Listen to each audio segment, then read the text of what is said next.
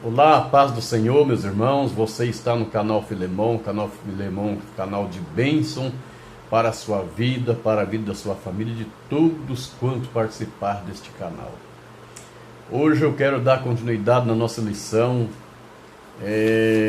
que traz-nos o título A Urgência do Discipulado. É a lição número 12, datada para o dia 21 de março. Como eu tenho falado, estamos estudando o primeiro trimestre de 2021, que traz-nos o título Verdadeiro Pentecostalismo. E nós já gravamos o primeiro tópico e o segundo tópico da lição número 12. E agora eu quero gravar aqui a videoaula sobre o terceiro tópico desta lição. Glória a Deus. Assista esse vídeo até o final e deixe o seu like, faça o teu comentário. E se você ainda não é inscrito no meu canal, convido você a se inscrever no meu canal. Inscrevendo-se, acione o sininho para que você possa obter todas as nossas notificações. Louvado seja Deus. Eu sou o pastor Davi Donizete da Costa, pastor da Igreja Evangélica Assembleia de Deus, missionária de Ribeirão Preto. Louvado seja Deus.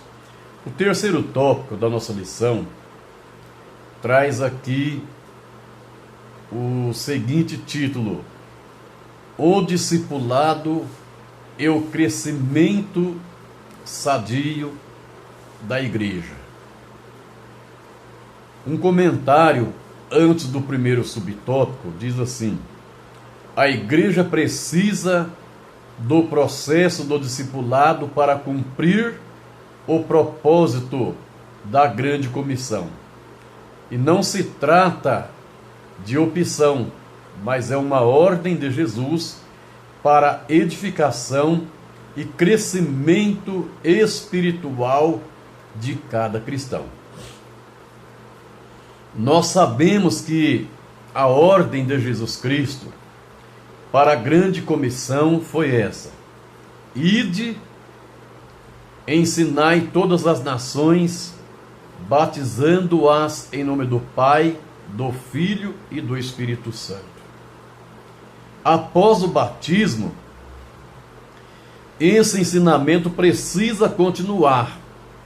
Então aí está o motivo que existe cultos de ensino nas igrejas evangélicas Assembleia de Deus e escola bíblica dominical, porque após batizar é necessário que agora haja ensino para que ele possa guardar todas as coisas que a qual ele tem aprendido em seus ensinamentos.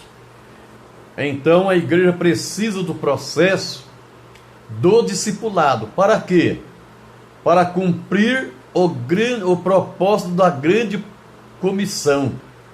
E não se trata de alguém opinar ou ter opção de fazer discípulo. Isso é uma ordem do nosso Senhor e Salvador Jesus Cristo. E nós vamos aqui então para o primeiro subtópico do tópico 3 da lição 12 do nosso primeiro trimestre, que diz assim: o crescimento espiritual. O que será? O que significa o crescimento espiritual? O que você acha que precisa acontecer na sua vida para que alguém possa ver um crescimento espiritual na sua vida? Como cristão, como uma pessoa que serve a Deus, como uma pessoa que um dia aceitou o Senhor Jesus Cristo como único Senhor e Salvador da sua alma. É necessário que o crescimento espiritual, ele só aparece na vida do cristão quando ele consegue um amadurecimento na sua fé cristã. Quando ele começa a amadurecer na fé, então aí é que vem o crescimento espiritual na vida da pessoa que um dia aceitou o Senhor Jesus como único Senhor e Salvador da sua alma. O crescimento espiritual fala-se de um processo de amadurecimento, né? É um processo de amadurecimento. Então observamos aqui que acontece ao longo da vida,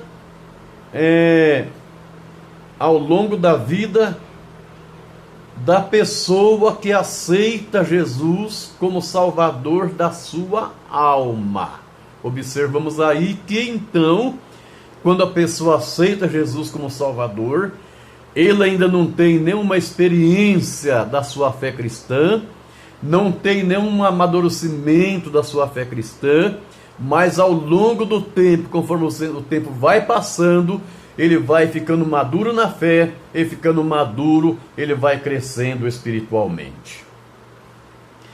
O processo do discipulado tem por objetivo instruir o novo convertido sobre os vários aspectos da vida cristã. O novo convertido precisa ser instruído, né? E observamos que todas as pessoas que vêm a Cristo, eles precisam ser discipulados.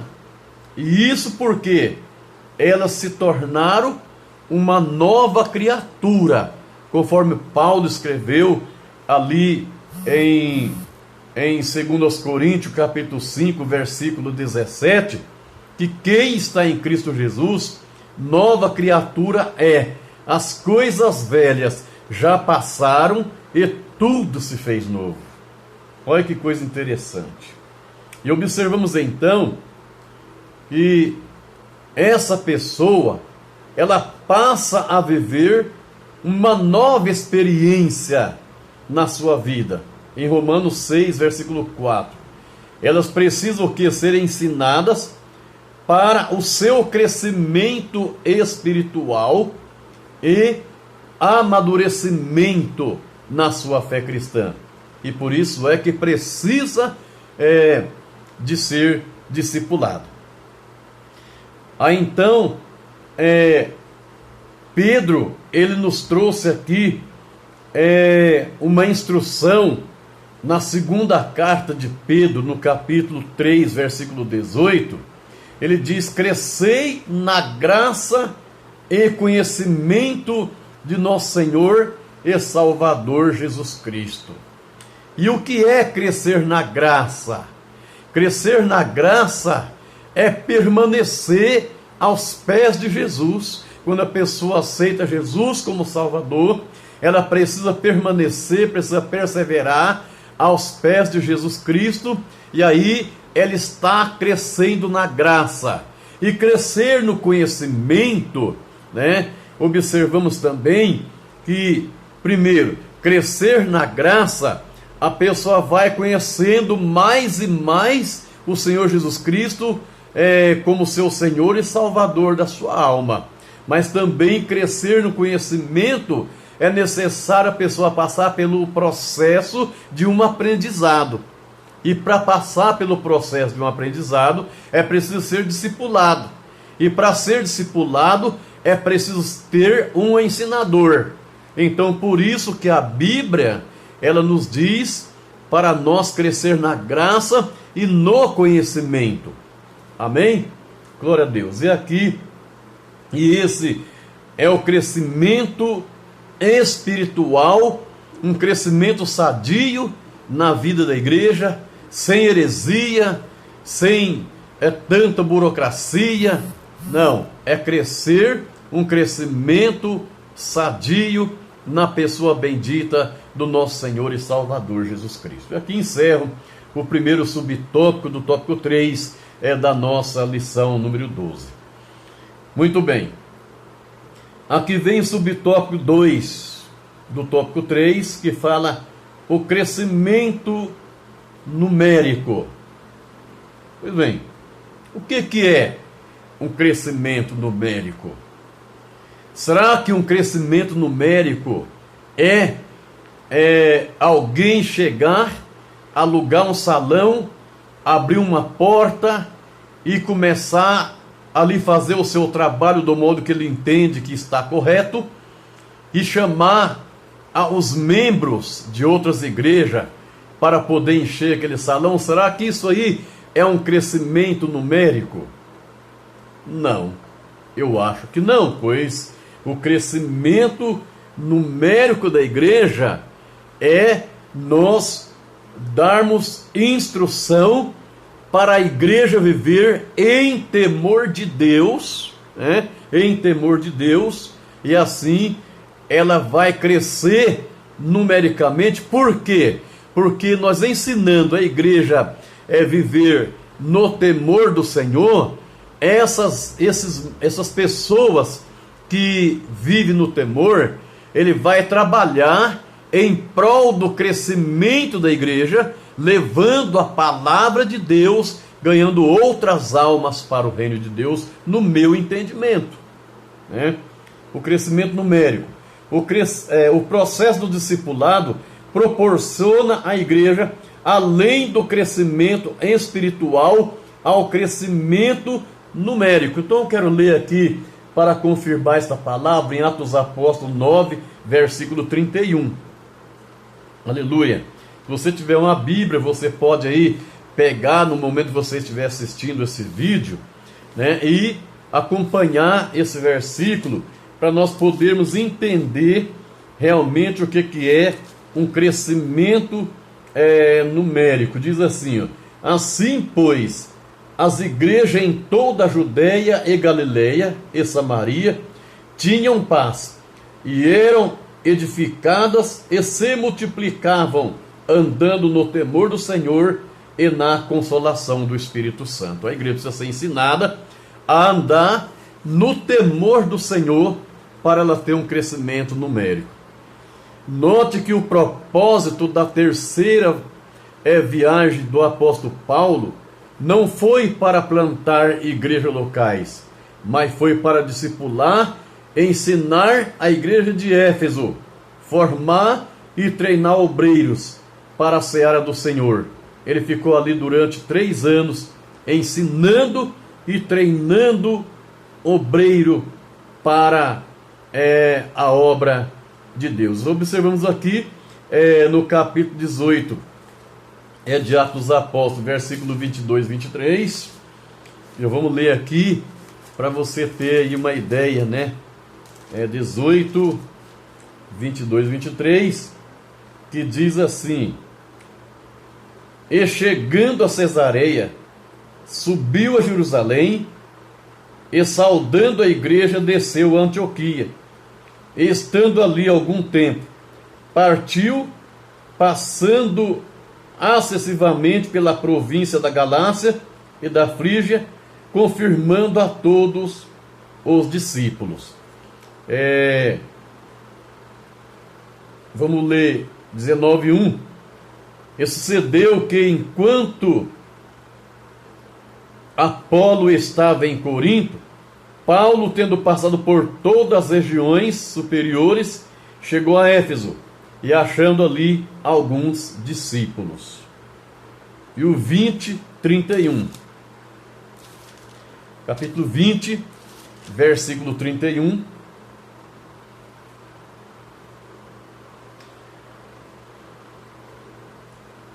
Diz assim: portanto, vigiai, lembrando-vos de que durante 3 anos não cessei noite e dia de admoestar com lágrimas a cada um de vós. Isso significa que Paulo passou durante 3 anos ensinando a igreja a permanecer, a perseverar, e isso é um crescimento numérico da igreja.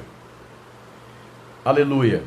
Quantas pessoas abrem igreja hoje e convoca membros de outras igrejas para ir para onde ele está?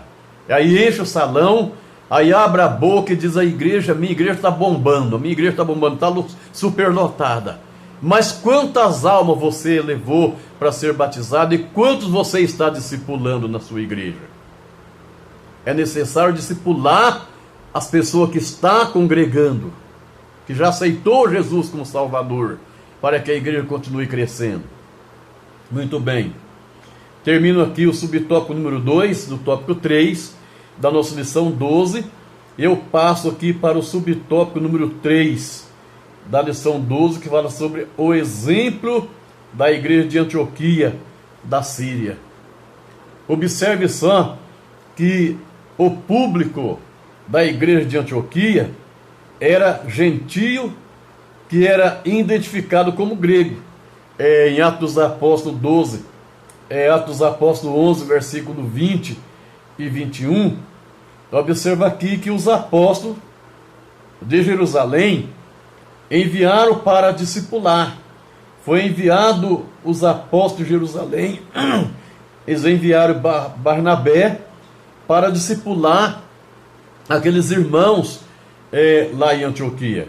Mas quando Barnabé chega em Antioquia, ele passa a entender que não tinha ninguém melhor para ensinar aquele povo a não ser o próprio Saulo de Tarso, que tinha condição de discipular e ensinar aquele povo lá em Antioquia. Eu quero ler aqui no capítulo 11, versículo 20 e 21 de Atos dos Apóstolos, diz assim: e havia entre eles alguns varões de Chipre e de Cirene, os quais, entrando em Antioquia, falaram aos gregos, anunciando o Senhor Jesus. E a mão do Senhor era com eles, e grande número creu e se converteu, ao Senhor. Então observamos que essas pessoas que creu e se converteu ao Senhor, elas precisavam de alguém para discipulá-lo. Então eles enviaram quem? Barnabé, para ensinar esse povo. Aí no versículo 22 diz: e chegou a fama destas coisas aos ouvidos da igreja que estava em Jerusalém, e enviaram Barnabé até Antioquia. Esse homem foi enviado para lá para discipular, para ensinar, ao povo que havia se convertido lá nessa região de Antioquia. Mas ao deparar com um grupo de gregos convertidos, ele concluiu que ninguém seria melhor do que Saulo para ensinar esses novos crentes de costumes estranhos. Barnabé não hesitou em buscá-lo em Tarso para essa nobre tarefa. No versículo 25 diz aqui: e partiu Barnabé para Tarso a buscar Saulo, e achando-o, o conduziu para Antioquia. Assim que ele chegou lá, que ele encontrou Saulo, ele logo disse: olha, é melhor que você vá para Antioquia, porque você fala a língua deles, Então você precisa ir lá para ensinar os gentios, para ensinar os gregos, para discipular esse povo que tem costumes estranhos, costumes diferentes, para que eles possam, como se diz, se encaixar nos costumes cristãos. E eles discipularam a igreja durante um ano inteiro. Assim, desde muito cedo, na história do cristianismo, a igreja se preocupa com o discipulado, pois fazer discípulo não é a mesma coisa que fazer membros da igreja. Fazer membro de igreja é fácil, porque fazer membro, você vai lá, como se diz, você vai lá, batiza uma pessoa, se tornou membro. Você recebe pessoas de outras igrejas, faz uma aclamação, recebe ele e se tornou membro. Mas agora precisa discipular essa pessoa que se tornou membro da igreja, né? Porque a igreja, o que eu quero dizer aqui é o seguinte: às vezes a pessoa vai lá, realiza um culto, traz um pregador, o pregador vem, fica toda euforia, né? E todo aquele movimento, ele consegue ali, na hora do apelo, ele consegue 10, 15, 20 decisões de almas que se decide.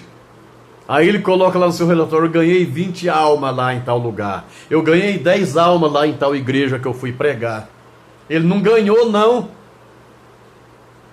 Porque a igreja que ganha alma